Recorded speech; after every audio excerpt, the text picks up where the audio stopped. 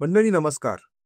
आपल्या आवडत्या वेलफुल गप्पांमध्ये मी संतोष देशपांडे आपलं मनापासून स्वागत करतो. मित्रांनो, आजचा विषय खूप वेगळा आहे. थोडासा संवेदनशील आहे. मात्र आपल्या आसपास आपण अशी उदाहरणं अनेक पाहतो. होय. मी आज सिंगल पॅरेंटिंग हा विषय चर्चेसाठी घेऊन आलेलो आहे.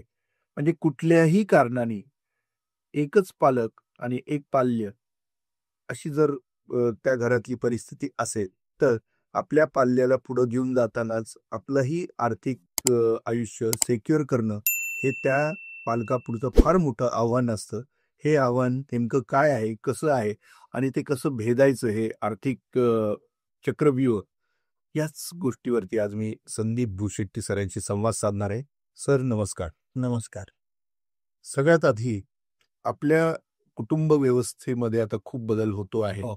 शहरीकरण वाढलेलं आहे. अ, अनेक कारणं आहेत. मात्र सिंगल पॅरेंटिंग हे आता वाढताना दिसत आहे समाजामध्ये आणि अशा लोकांमध्ये सिंगल पॅरेंट असणाऱ्यांमध्ये अ, खूप आव्हानं असतात त्यांच्यासमोर. काय करायचं पुढं? आपलं आर्थिक स्थैर्य, मुलांचं भविष्य अशा अनेक गोष्टी त्यांच्यासमोर असतात. तुम्ही या सगळ्या चित्राकडे कसं पाहता? थोडक्यात. अ, हा प्रश्न अत्यंत ज्वलंत आहे. समाजामध्ये आता अ, एक पालकत्व असणारे अनेक परिवार आपल्याला आजूबाजूला दिसतायत आणि त्याचं प्रमुख कारण म्हणजे 2 व्यक्तींमधला मतभेद आणि त्यानंतर आपण वेगळं राहणं किंवा विभक्त राहणं, हा एक विचार आता समाजामध्ये मोठ्या प्रमाणामध्ये वाढत चाललेला आहे. परंतु आपण ज्यावेळेस विभक्त होण्याचा निर्णय करतो आणि विभक्त झाल्यानंतर आपण आपल्या पाल्याचं जबाबदारी किंवा पालकत्व घेतो आणि मग आपल्या आयुष्यातला खरा खडतरपणा सुरू होतो. याच्यातले अनेक बारकावे आपल्याला याच्यातून पाहावे लागतील. प्रामुख्याने कारण तुमच्यावरती संपूर्ण कुटुंबाची जबाबदारी आलेली असते. पालक म्हणून तुम्हाला पाल्याची जबाबदारी घेतलेली असते. आपल्याला मुलगा असेल, मुलगी असेल, त्याच्या शिक्षणाची प्रमुख जबाबदारी. त्याला लहानाचं मोठं करणं आणि हे करत असताना आपलं स्वतःचं पण म्हणजे स्वतःचं आपण संरक्षण करणं. ह्याच्यासाठी आपल्याला विमा हा एक महत्त्वाचा विचार आपल्याला घ्यावा लागेल. कारण तुम्ही असाल तरच तो परिवार राहणार आहे. कारण तुमच्या व्यतिरिक्त तिथं त्या परिवाराची जबाबदारी घ्यायला कोणी नाहीये. त्यामुळं आयुर्विमा आणि मेडिकल इन्शुरन्स, हेल्थ इन्शुरन्स हा सिंगल पेरेंटनी नक्की घ्यायला हवा. दुसरं सगळ्यात महत्त्वाचं हे करत असताना आपण जेव्हा कुटुंबाची जबाबदारी घेतोय, पाल्याची जबाबदारी घेतोय, सिंगल पेरेंटनी आपल्या निवृत्तीचाही विचार इमिजिएटली करणं गरजेचं आहे. कारण एका ठराविक वयानंतर आपल्याला तरुणपणासारखं काम करता येणं शक्य नाही आणि अगोदरच आपल्यावर आलेला तणाव, आपल्या नातेसंबंधाचा आणि याच्यातनं निर्माण झालेली अनिश्चितता, नंतर त्यातनं निर्माण झालेला अ, आर्थिक तणाव, ह्या सगळ्यातनं दूर करण्यासाठी आर्थिक नियोजन हे अत्यंत महत्त्वाचं आहे. दैनंदिन आर्थिक नियोजन, मासिक आर्थिक नियोजन आणि दीर्घकालीन आर्थिक नियोजन आपल्या परिवारासाठी, स्वतःसाठी आणि आपल्या पाल्यांसाठी करणं गरजेचं आहे. याच्यासाठी अत्यंत शांत पद्धतीने आणि योग्य पद्धतीने फायनान्शियल प्लॅन बनवणं हे अत्यंत गरजेचं आहे आणि त्याचे 3 टप्पे आहेत. छोट्या काळासाठीचं नियोजन, मध्यम काळाचं नियोजन आणि दीर्घकालीन नियोजन आणि मग आपल्याकडे जो काही पैशाचा सोर्स आहे किंवा ज्या माध्यमातून आपल्याकडे पैसे येत आहेत, त्या पैशाचा वापर अत्यंत व्यवस्थित केला गेला पाहिजे आणि त्याचं व्यवस्थित नियोजनपूर्वक पैशाची गुंतवणूक केली पाहिजे. कारण ते जर केलं तरच आपलं निवृत्तीचा काळ आपला सुखाचा जाऊ शकेल. आपलं पाल्य ज्याच्यासाठी आपण धडपडतोय, तो अत्यंत चांगल्या पद्धतीने शिक्षण पूर्ण घेऊन त्याच्या आयुष्याला मार्गी लागेल आणि सगळ्यात महत्त्वाचं हे सगळं करत असताना तुमची तब्येत, तुमची हेल्थ ही चांगली राहणं गरजेचं आहे. त्यामुळे सिंगल पेरेंटिंगमध्ये स्त्री असो किंवा पुरुष, ह्या बाबी फार महत्त्वाच्या लक्षात घेतल्या पाहिजे. हे खूप तुम्ही चांगलं आणि सविस्तर त्यातल्या त्यात उत्तर दिलं, की एक ही परिस्थिती जरी तुमच्या आयुष्यात असली तरी काही गोष्टी तुम्ही केल्या तर तुम्हाला सिक्युअर करू शकता बरोबर. आणि भविष्य देखील तुम्ही सिक्युअर करू शकता. त्यासाठी मात्र फायनान्शियल प्लॅनिंग हवं.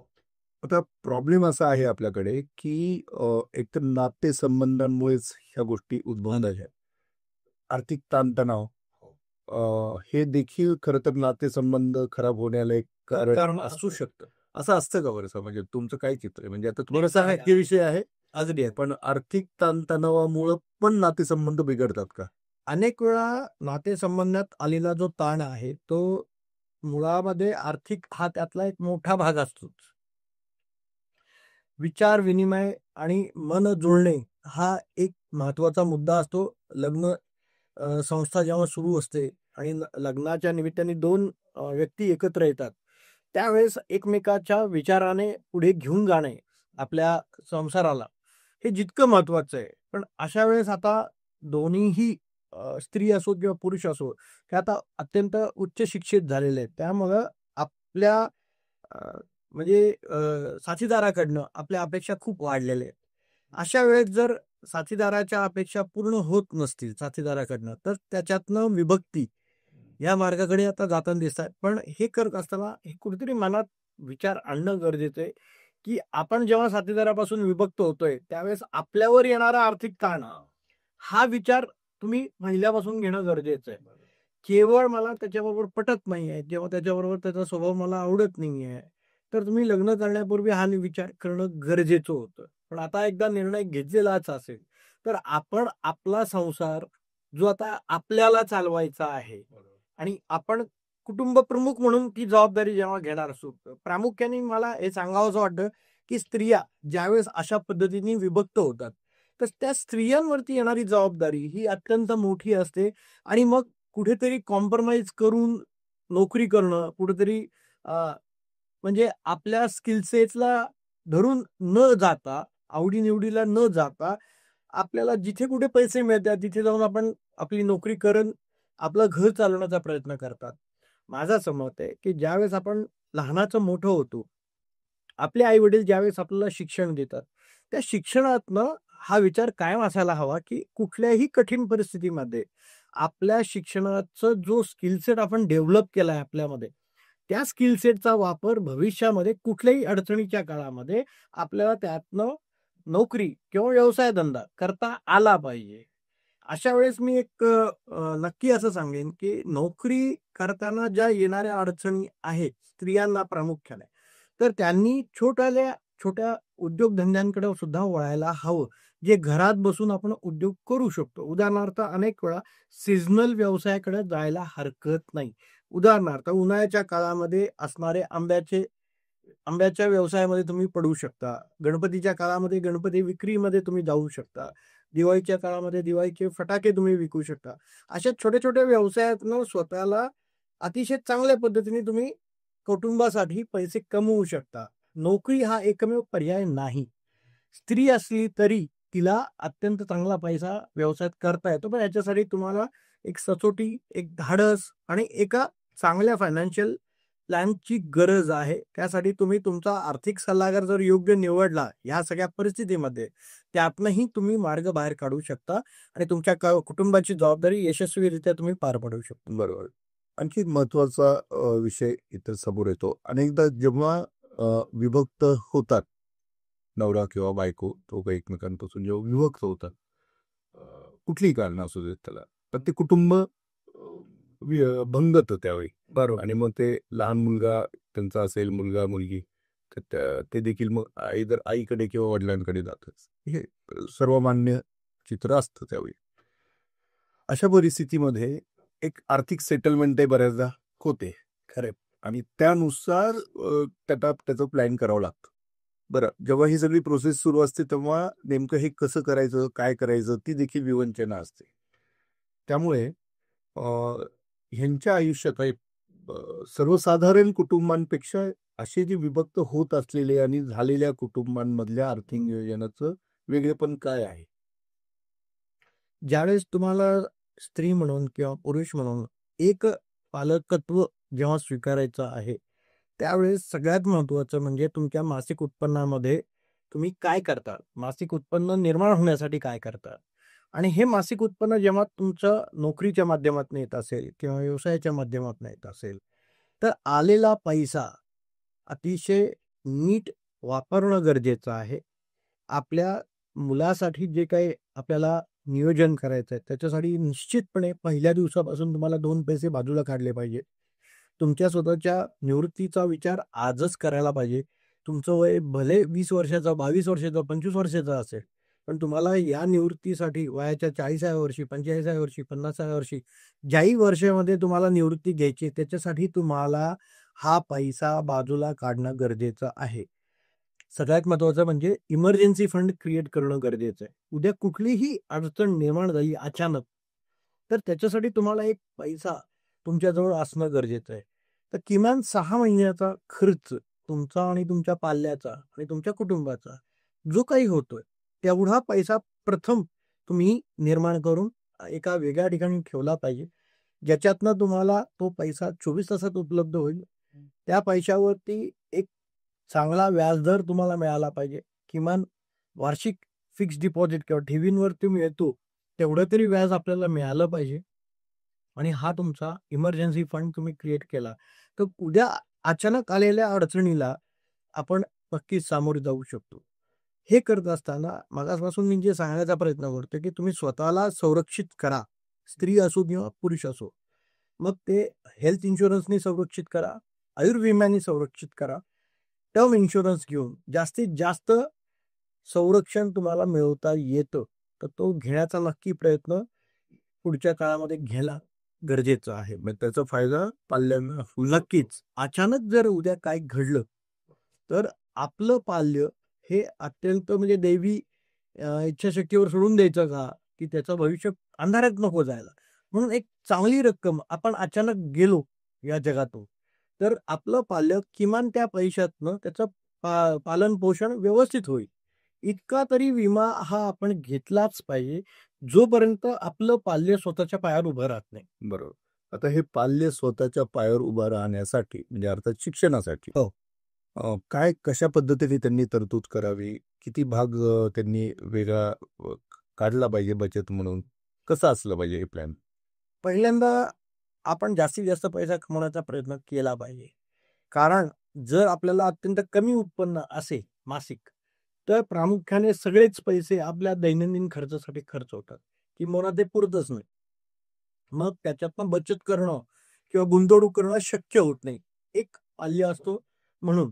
जेव्हा 2 व्यक्ती एकत्र असतात, स्त्री आणि पुरुष म्हणजे नवरा-बायको आणि दोघंही जर पैसा कमवत असतील, तर घरामध्ये बऱ्यापैकी पैसा राहतो शिल्लक आणि एकाच्या खर्चामध्ये, एकाच्या पगारामध्ये घर भागवलं जातं आणि एकाचा पगार हा भविष्यासाठी बाजूला पाडला जातो. पण आता जेव्हा विभक्त कुटुंब पद्धतीमध्ये आपण जेव्हा चर्चा करतोय आणि विभक्त झाल्यानंतर आपल्याकडे एकच उत्पन्नाचा मार्ग आहे. त्यामुळे जास्तीत जास्त पैसा कमवण्यासाठी जी मेहनत करावी लागणार आहे, ती करावी लागेल. त्यातनं किमान 50% भाग जर शक्य झाला, तर तो गुंतवणुकीकडे न्यायला पाहिजे आणि उरलेल्या 50%च्या पैशातनं घर चालवणं आणि बाकीच्या सगळ्या गोष्टी करण्याचा प्रयत्न नक्की करा. मला हे सांगायला आवडेल, की 50% किंवा त्याच्यापेक्षा जास्त पैसे मागे टाका. परंतु ही खूप अवघड गोष्ट आहे.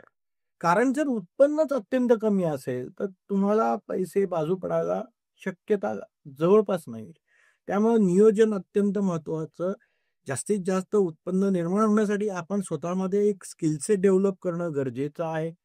त्याच्यामुळे तुम्हाला भविष्यातल्या नवीन नोकरीच्या संधी किंवा व्यवसायाच्या संधी घेता येतील आणि येणाऱ्या काळामध्ये तुम्हाला जास्ती पैसा कमवता येईल. आपल्याकडे साधारणपणे असं म्हणतात, की आज वय वर्ष 18 नंतर तुम्ही लग्न करू शकता. असं धरून चालू, की वयाच्या 22व्या वर्षी, 25व्या वर्षी मुलींची लग्न होतात. मुलांची साधारणपणे 26 ते 27, 30 पर्यंत तुमची मुलांची लग्न होतात.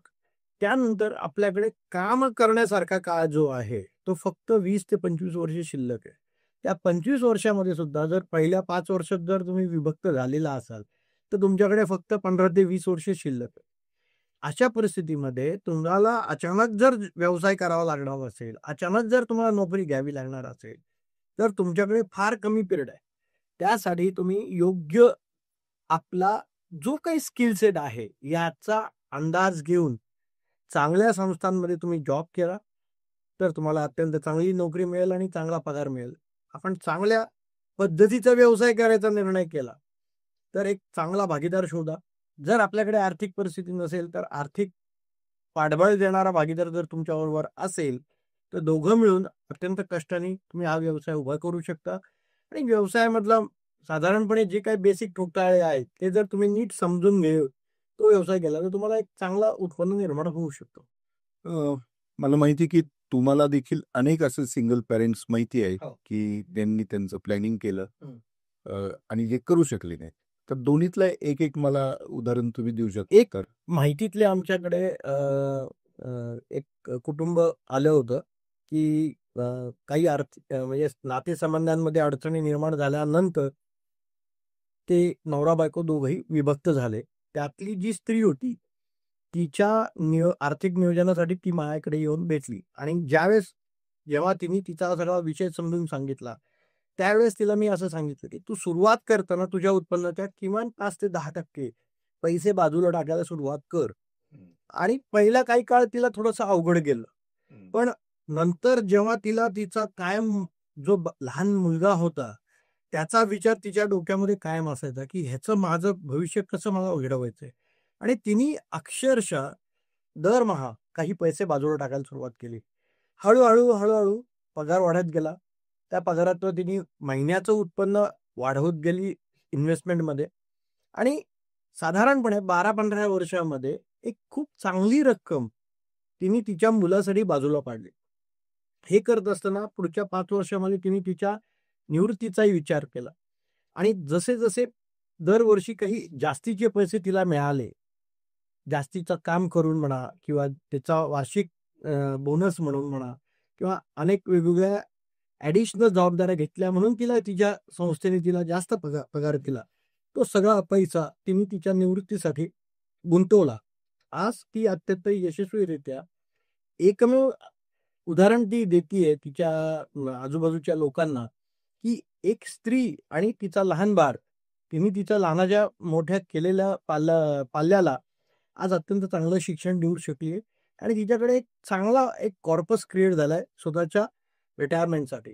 हे करत असताना आयुर्विमा आणि वैद्यकीय विमा या दोन्ही विम्यांवरती पण आम्ही तिला सल्ला दिला होता. त्याप्रमाणे तिने तिच्या आणि तिच्या बाळासाठी तिने एक विमा पॉलिसी घेतली. देवाच्या कृपेने त्यांना त्याचा वापर करण्याची गरज पडली नाही, कारण दोघांची अत्यंत चांगली तब्येत होती आणि त्या दोघांचंही संरक्षण अत्यंत चांगल्या पद्धतीने पुढच्या 15 वर्षात झालं आणि आज ती स्त्री अत्यंत चांगल्या आर्थिक स्थितीमध्ये आहे आणि तिचाही मुलगा अत्यंत चांगल्या पद्धतीने शिक्षण पूर्ण करून आता त्याला नुकतीच नोकरी लागलेली.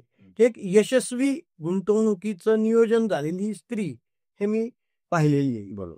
असंच अजून एक उदाहरण असं मला देता येईल, की अशा सगळ्या परिस्थितीमध्ये एक विभक्त झालेला पुरुष माझ्याकडे आला होता आणि अत्यंत वाईट मनस्थितीमध्ये असणारा तो व्यक्ती, माझ्याकडे काहीच पैसे नाहीत आणि आता मी माझ्या बायकोला जेव्हा मी विभक्त झालो, त्यावेळेस खूप मोठं मला पैसे तिला द्यावे लागले आणि त्याचा सगळा आर्थिक बोजा त्याच्यावरती आलेला होता. असं असताना आम्ही त्याला त्याच्या नैराश्यातनं थोडंसं बाहेर काढलं आणि त्याचं जीवन आम्ही परत सुरू करण्याचा प्रयत्न केला. त्याच्याकडे खूप चांगल्या स्किल सेट्स होत्या. फक्त तो नैराश्यामध्ये गेलेला असल्यामुळे त्याच्यावर त्याचं लक्ष नव्हतं. आणि मग त्याच्याच त्या स्पेशल स्किल सेटचा आम्ही आमच्या संबंधातनं त्याला काही कामं मिळवून दिली. त्या कामामध्ये त्यांनी अत्यंत चांगलं त्याचं कुशल त्याचं स्किल सेट दाखवलं आणि त्यातनं त्याला चांगला पैसा मिळाला आणि आर्थिक गाडी पुन्हा रुळावर येताना दिसल्यानंतर त्याची बरीचशी प्रॉब्लेम्स हे रिझॉल्व्ह व्हायला लागले, सॉर्ट व्हायला लागले आणि पुढच्या काळामध्ये अ, काही चुकीच्या लोकांबरोबर तो राहत होता आणि ह्या सगळ्या कमवलेल्या पैशाला तो घालून बसला. आज त्याच्याकडे अत्यंत परिस्थिती गंभीर आहे. कारण त्याला सांगितलेलं नियोजन त्यांनी पूर्ण केलं नाही. तो ट्रॅक सोडायला नको. ट्रॅक सोडायला नको. नियोजनासाठी त्यांनी खूप प्रयत्न करणं गरजेचं होतं. पण काय होतं जेव्हा एक एकत्र कुटुंब राहतं, भले त्याच्यात तुमचे वादविवाद होत असतील पती-पत्नींमध्ये, पण तुम्ही एकमेकाला धरून राहत असता. पण जेव्हा तुम्ही एकत्र नसता, त्यावेळेस तुम्हाला येणारं एकलकोंडेपणा आणि त्याच्यातनं निर्माण झालेलं नैराश्य, ह्यातनं तुमचं आयुष्य वेगळ्या वाटेला निघून जातं आणि त्यातही जर चुकीची लोकं आपल्या संगतीमध्ये लागली, तर आपलं आयुष्य खराब व्हायला वेळ लागत नाही आणि ते त्याच्या बाबतीत घडलं आणि आर्थिक नियोजनाकडे तर त्यांनी दुर्लक्षच केलं. त्याचा परिणाम त्याच्या आर्थिक परिस्थितीवरती झाला आणि त्याच्या परिवारावर झाला. वा, तुम्ही खरंच दोन्ही उदाहरणं अत्यंत समर्पक आहेत, वास्तव आहेत. म्हणजे अनेक म्हणजे खरं तर हे प्रातिनिधिक उदाहरणं म्हणून आपण पाहू शकतो याच्यात. बरोबर आहे. आणि खरंच परिस्थिती तशी आहे. मित्रांनो, ज्यांना आपण फ्रेंड, फिलॉसॉफर, गाईड असं म्हणतो ना, अशी लोकं खूप कमी आहेत जगात. पूर्वी ती होती, म्हणजे आमच्या काळात होती. म्हणजे योग्य वेळी आम्हाला मार्गदर्शन करणारी लोकं होती. खरं. आता दुर्दैवाने तशी लोकं फार कमी राहिलेली आहेत. आणि त्यामुळं आपलं वैयक्तिक जीवन असो किंवा आर्थिक जीवन असो, त्यामध्ये देखील मात करताना, अडचणींवर मात करताना त्यामध्ये अशी लोकं आपल्या आसपास जर नसतील, तर किमान आपण आपलं प्लॅनिंग, फायनान्शियल प्लॅनिंग जर व्यवस्थित केलं, तर कदाचित पुढच्या गुंतागुंतीचे आव्हानं आपल्यासमोर यायची टळतील. आणि हेच आजचा खरं तर आमचा विषय होता. खरंच तर हा थोडासा संवेदनशील विषय आहे, धाडसी विषय आहे. पण आम्हाला तो घ्यावासा वाटला, कारण या आहेत गप्पा तुमच्या आमच्यातल्या. तुमचे संबंध सर्वांशी चांगले असो, तुमचं घर छान असो, एकमेकांशी तुमचं छान पटतो, त्यातनं तुमच्या मुलांचा उत्कर्ष हो. मात्र याला कदाचित असं घडत नसेल, तर मग काय करायचं? हा प्रश्न कुणापुढे येऊ नये, यासाठी खरं तर आजचा हा संवाद होता. संदीपजी, तुम्ही खूप छान ह्या गोष्टी उलगडून दाखवल्या. मनापासून आपण अ, हा सगळा विषय प्रेक्षकांपुढे मांडला. अ, तुमच्या काही शंका असतील, तर आम्हाला जरूर कळवा. आम्ही संदीपजींच्या माध्यमातून त्याची उत्तर द्यायचा प्रयत्न करू आणि आज इथे थांबूया. धन्यवाद. धन्यवाद.